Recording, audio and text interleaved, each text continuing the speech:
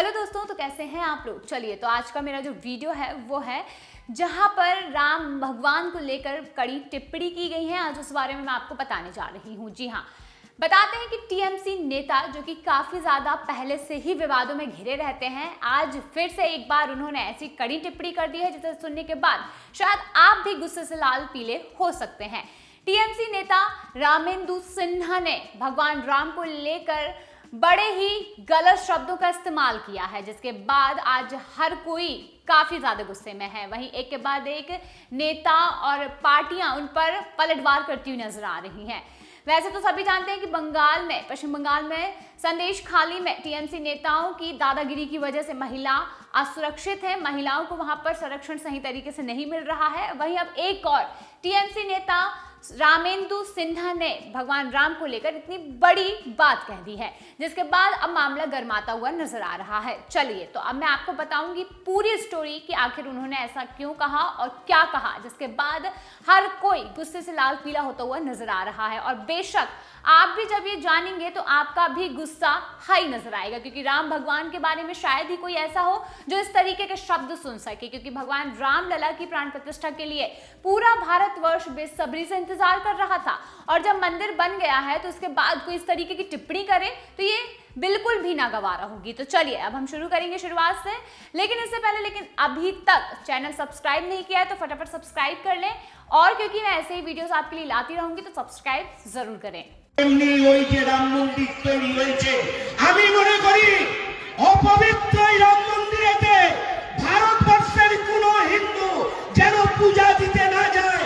ওটা একটা শপিস তৈরি হয়েছে, ওটা শুধু একটা শপিস তৈরি হয়েছে। जैसे जैसे लोकसभा चुनाव करीब आ रहे हैं, वैसे वैसे नेताओं की जुबान भी बेलगाम होती जा रही है। इसी बीच टीएमसी विधायक रामेंदु सिन्हा ने राम मंदिर को लेकर विवादित बयान दे दिया है। दरअसल रामेंदु सिन्हा ने राम मंदिर को अपवित्र स्थान बताया है, और यही नहीं, रामेंदु सिन्हा ने यह भी कहा कि किसी भी हिंदू को पूजा के लिए राम मंदिर नहीं जाना चाहिए। रामेंदु सिन्हा आरामबाग संगठनात्मक जिले के टीएमसी अध्यक्ष भी हैं। रामेंदु सिन्हा के इस बयान की हर तरफ कड़ी निंदा हो रही है। अब इस बयान को लेकर बंगाल बीजेपी के नेता शुवेंदु अधिकारी ने जमकर हमला बोल दिया है। शुवेंदु अधिकारी ने सोशल मीडिया साइट एक्स पर लिखा कि मैं न केवल उनके इस अपमानजनक बयान की कड़ी निंदा करता हूं, बल्कि दुनिया भर के हिंदुओं की भावनाओं को ठेस पहुंचाने वाले ऐसे घृणित बयान के लिए इस व्यक्ति के खिलाफ एफआईआर दर्ज करने की भी तैयारी कर रहा हूं। आपको बता दें, टीएमसी पर जमकर निशाना साधा गया।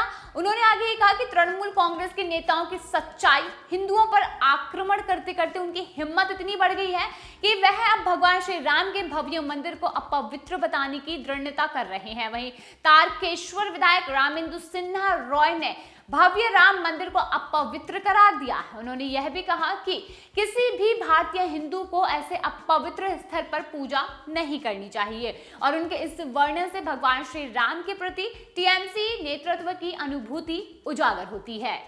बता दें कि जब ये बयान सामने आया तो इसके बाद एफआईआर दर्ज करने की तैयारी भी बीजेपी ने कर ली है। शुवेंदु अधिकारी ने कहा है कि वह केवल उनके अपमानजनक बयान की कड़ी निंदा नहीं करते हैं, बल्कि दुनिया भर के हिंदुओं की भावनाओं को ठेस पहुंचाने वाले ऐसे घृणित बयान के लिए इस व्यक्ति के खिलाफ उन्होंने एफआईआर दर्ज करने की भी तैयारी कर ली है। ऐसे में ये देखना होगा कि रामेंदु अधिकारी के खिलाफ क्या कार्यवाही यहाँ पर होती है।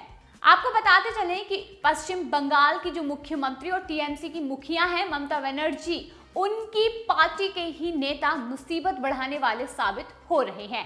क्योंकि कुछ दिनों से आप देख रहे हैं पश्चिम बंगाल में वैसे ही संदेश खाली को लेकर टीएमसी नेताओं की मुश्किलें बढ़ी हुई नजर आ रही थी, तो वहीं अब एक बार फिर से ये नया बवाल सामने आ गया है। संदेश खाली मामले में टीएमसी नेताओं की संलिप्तता के कारण ममता पहले से ही मुसीबत से घिरी हुई थी, और अब उनकी पार्टी के एक और नेता ने विवादित बयान देकर उनकी मुसीबत को और भी ज्यादा 4 गुना बढ़ा दिया है। बता दें, पश्चिम बंगाल में सत्तारूढ़ तृणमूल कांग्रेस के विधायक रामेंदु सिन्हा रॉय के अयोध्या को लेकर दिए गए बयान पर विवादित जमकर बढ़ गया है।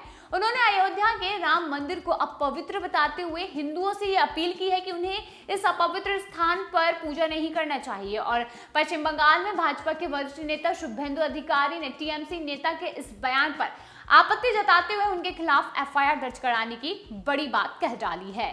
वहीं अब इस विवादित बयान पर भाजपा ने टीएमसी को भी घेरा है। जी हां, बता दें टीएमसी नेता रामेंदु सिन्हा रॉय हुगली जिले के तारकेश्वर विधानसभा सीट से विधायक हैं। उन्होंने कहा कि मेरे विचार से अयोध्या का राम मंदिर अपवित्र है और भारतीय हिंदुओं को इस अपवित्र मंदिर में पूजा करने के लिए नहीं जाना चाहिए। अयोध्या में इस मंदिर को सिर्फ शो पीस के रूप में बनाया गया है। उन्होंने एक कार्यक्रम को संबोधित करते हुए यह आपत्तिजनक बयान दिया है। वहीं रामेंदु सिन्हा रॉय आरामबाग संगठनात्मक जिले के तृणमूल अध्यक्ष भी हैं। भाजपा के वरिष्ठ नेता और पश्चिम बंगाल विधानसभा में नेता प्रतिपक्ष शुभेंदु अधिकारी ने टीएमसी विधायक के भाषण का वीडियो भी शेयर किया है। उन्होंने कहा कि इस बयान में अपमानजनक शब्दों का उपयोग किया गया क्योंकि उन्होंने अयोध्या के भव्य राम मंदिर को अपवित्र बताया है, जो कि कोई नहीं सुन सकता।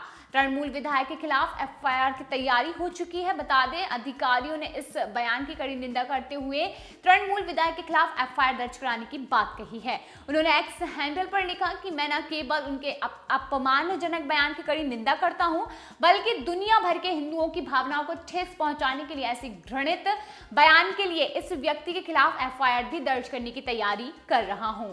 मैं आपको बताते चले कि तृणमूल कांग्रेस पर हमला करते हुए शुभेंदु अधिकारी ने कहा कि यह राज्य में सत्तारूढ़ पार्टी के नेताओं का असली चेहरा है। हिंदुओं पर हमला करते करते अब उनकी इतनी हिम्मत बढ़ चुकी है कि वे अब अयोध्या के भव्य राम मंदिर को भी अपवित्र बताने की धृष्टता करने लगे हैं।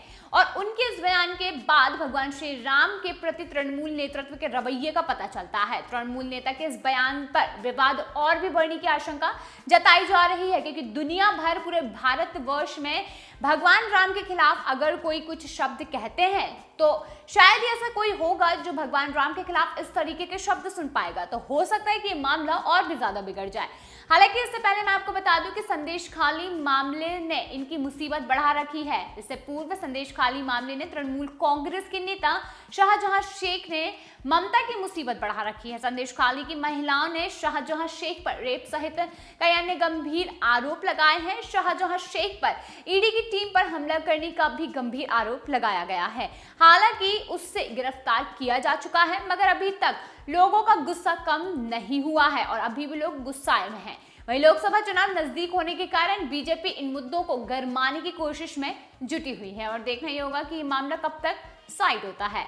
हालांकि अब ये तो था कि टीएमसी के जो नेता हैं वो पहले से ही विवादों में घिरे रहते हैं और क्योंकि जैसा कि पश्चिम बंगाल का जो मामला है या फिर ममता बनर्जी को लेकर भी कुछ ना कुछ ऐसे मामले होते ही हैं जो काफ़ी ज़्यादा गर्मा जाते हैं या फिर राजनीति में एक अलग ही तड़का लगा देते हैं। लेकिन इस बार जो मामला है वो सीधे सीधे तौर पर भगवान राम को लेकर उठा है, यानी कि जिस तरीके से भगवान राम के मंदिर को अपवित्र बोलना या फिर भगवान राम को वहां पर अपवित्र बोलना, ये एक ऐसा शब्द का इस्तेमाल किया जा रहा है जो कि शायद कोई नॉर्मल इंसान या फिर पूरी दुनिया में अगर कोई भारतवर्ष में कोई ये वीडियो देखता है तो शायद ही कोई ऐसा होगा जो उस वीडियो को एक्सेप्ट करेगा, क्योंकि जिस तरीके से उन्होंने शब्दों का इस्तेमाल किया है वो बिल्कुल भी एक्सेप्टेबल नहीं माना जाता है। चलिए, तो इससे पहले मैं आपको कुछ इतिहास की तरफ लेने आना चाहूंगी और बताना चाहूंगी कि आखिर कितनी मेहनत के बाद 500 सालों के बाद ये मंदिर बना, जिसके लिए कितनी मेहनत की गई और जिसके बाद इस भव्य मंदिर की एक जो दृश्यता है उसे तैयार किया गया।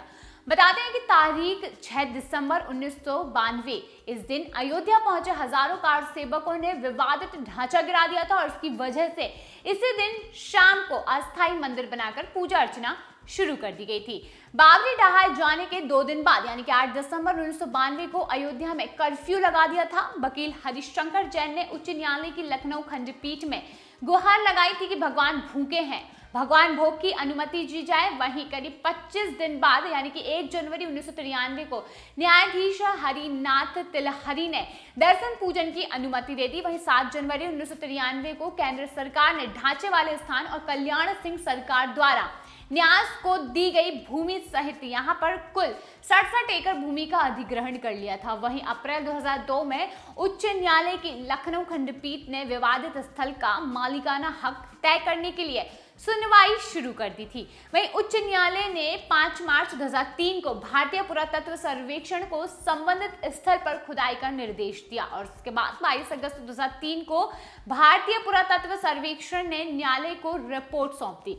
इसमें संबंधित स्थल पर जमीन के नीचे एक विशाल हिंदू धार्मिक ढांचा मंदिर होने की बात कही गई थी।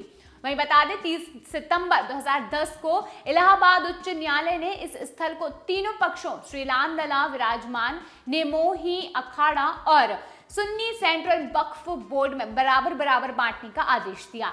न्यायाधीशों ने बीच वाले गुंबद के नीचे जहां मूर्तियां थीं उसे जन्म स्थान माना। वहीं इसके बाद मामला सर्वोच्च न्यायालय पहुंचा और 21 मार्च 2017 को सर्वोच्च न्यायालय ने मध्यस्थता के मामले सुलझाने की पेशकश की और यह भी कहा कि दोनों पक्षों राजी हो तो वह भी इसके लिए तैयार हैं। अयोध्या में राम जन्मभूमि की लड़ाई अब देश की सर्वोच्च अदालत तक पहुंच चुकी थी। वहीं 21 मार्च 2017 को सर्वोच्च न्यायालय ने मध्यस्थता के मामले सुलझाने की पेशकश की और यह भी कह दिया कि दोनों पक्ष अगर राजी हों तो वह भी इसके लिए तैयार हो सकते हैं। वही बता दें 6 अगस्त 2019 को सर्वोच्च न्यायालय ने प्रतिदिन सुनवाई शुरू की और 16 अक्टूबर 2019 को सर्वोच्च न्यायालय में सुनवाई पूरी हुई और फिर कोर्ट ने फैसला सुरक्षित रख लिया।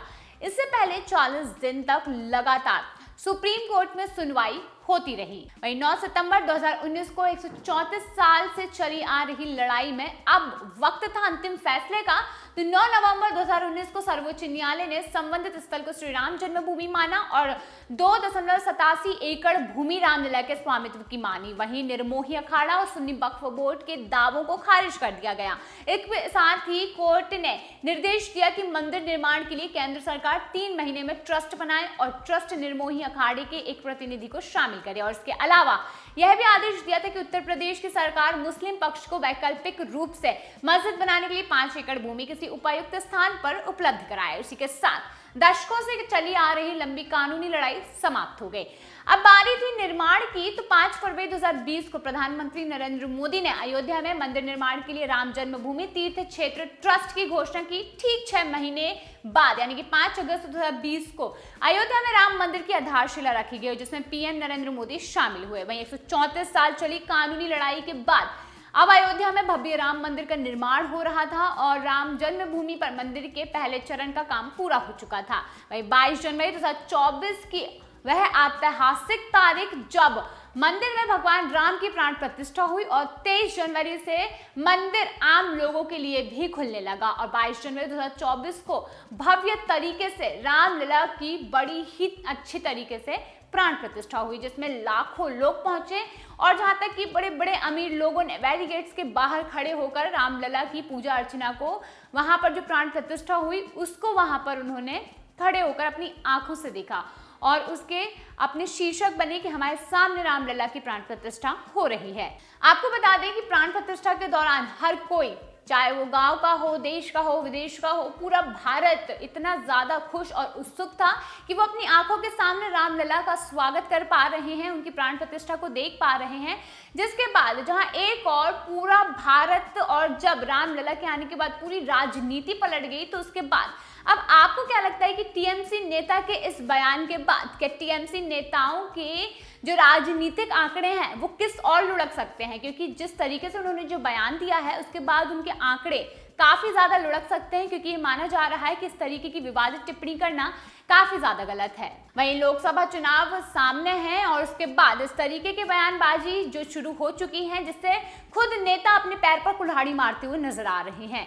अब देखना यह होगा कि रामेंदु सिन्हा के इस विवादित बयान के बाद उन्हें क्या क्या प्रतिक्रियाएं मिलती हैं और किस तरीके से ममता बनर्जी उनका समर्थन करती हैं या फिर जो भी चीजें हैं राजनीति से जुड़ी हुई उसका उन्हें क्या नतीजा भोगने को मिलता है, ये तो देखना ही बनता है। तो भाई ये था हमारा आज का वीडियो। अगर आपके मन में इसे लेकर जो भी सवाल है या फिर जो भी है वो हमारे कमेंट सेक्शन में जरूर शेयर करें और अगर अभी तक सब्सक्राइब नहीं किया हो तो फटाफट सब्सक्राइब करें क्योंकि इससे जुड़ी और भी खबरें मैं आपके साथ शेयर करती रहूंगी।